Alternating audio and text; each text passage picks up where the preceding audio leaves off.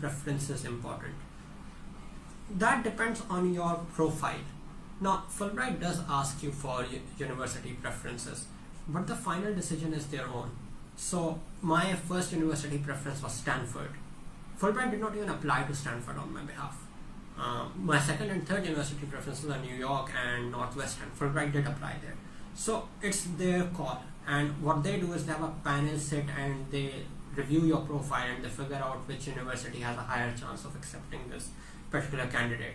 Now, when giving university preferences, because they will take your opinion into consideration at some point, but they might not apply there, but your opinion still matters. So when you're giving university preferences, what you really need to look into is that you're not just giving a preference based on ranking. A lot of us, what we do is we'll go to the Times University ranking page and we'll pick out the top 3 and we'll just put them in and go like, this is where I want to go. What you do want to do, on the other hand, is go and study the specific programs you're applying to. And you need to have very specific reasons of applying to a university. For example, when I said Stanford for data science, my reason was that it's located right next to Silicon Valley. It's in Silicon Valley rather. And that is literally the hub of data science startups right now. So that gave me a very solid reason, besides the fact that Stanford is one of the best universities in the world. Similarly, when I gave New York, well, New York was the first university which started a data science program. They're the pioneers of this. So that adds some weight into my university preference. So when you're choosing universities, you need to have a solid reason behind why you're choosing them. Now that could be a particular professor you want to work under. That could be something about the program that attracts you. That could be some courses that are only offered by this university. But you should have some specific reason. However, Fulbright does not have to listen to your preferences at any point. They will apply where they think it is better for you. And when you do get accepted into Fulbright, and let's say you do get acceptances from these universities, you should also know that it's up to Fulbright where they send you. So, for example, you get an acceptance from Stanford, and let's say you get an acceptance from a very second tier or third tier university. Fulbright is an aid program. Their objective is to send as many people as they can. So it is very possible that they will reject Stanford if it is too expensive for them, and they might send you to a lower ranking university, which is cheaper for them. And this is something you need to come to terms with, because Fulbright in itself is a huge privilege. You're getting an all expenses paid master's degree, and you're going to be living like royalty in a way, because the stipend is really significant enough to get you a good living standard. But you need to accept this uncertainty that comes with it, that they might reject a very good university and send you anywhere they like. They usually have good reasons for it, not just funding. I mean, they might have seen some professor they think would be a very good match for you, or something like that. But generally it's their decision. When you're giving university preferences, just have a good reason for it. The other generic part of the application process is stuff like GPA, extracurricular activities. So Fulbright wants candidates who are either very well-rounded or they're exceptional in one thing. So when my application went in, I have 0 extracurriculars. I mean, if you can look at me while I'm sitting here, you can imagine I don't have much of an athletic career, right? So my entire application was purely academic. It was like, I have this is my GPA, this is my GRE score, I have this score in quant, I have this score in verbal, so on and so forth. It was purely academic. I was not docked for it. I did not receive any sort of a lashback on it.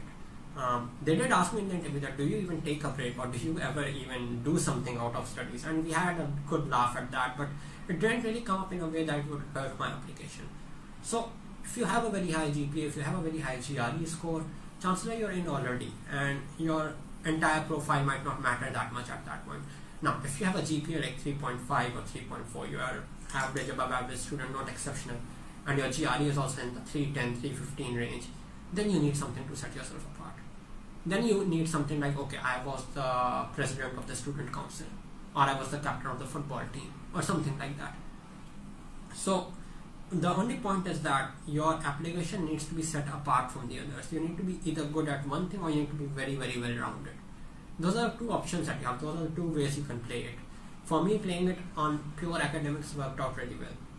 For others, it works out when they say, oh, I had a 3.4 GPA, but then I also did this in my university life. So that is why I'm a very well-rounded person, and you should consider me. So those are the 2 ways to approach this. You don't need to worry about getting any negative feedback on a very high GPA either. I mean, that was a concern for me when I applied, because people look at a high GPA and they're like, he probably doesn't know how the real world works because he has a very high GPA, he's a bookworm, he's a nerd, so on and so forth. I never received any sort of that negative prejudice from Fulbright. So it's up to you. It's the way you handle your application and how you present it. If you want to emphasize one thing, go for it. If you want to emphasize that you're well-rounded, go for it. However, the last point that I would want to cover is that Fulbright does have a scoring criteria for a lot of things. So you get extra marks on your application if you are from an impoverished neighborhood. So if you are from interior Sindh or let's say Balochistan, etc., where education might not be as easily available as the metropolitan cities like Karachi, that adds into your favor because they know that you're coming from a background where it must have taken you a lot more work than someone living in Karachi. You do get marks on your gender as well, so Fulbright does prefer to send females abroad.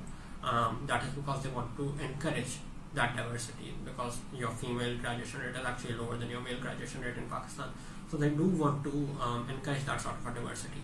And in my time, I think I read these off their website, so it's not something that's hidden, it's not something that's very controversial that I'm stating.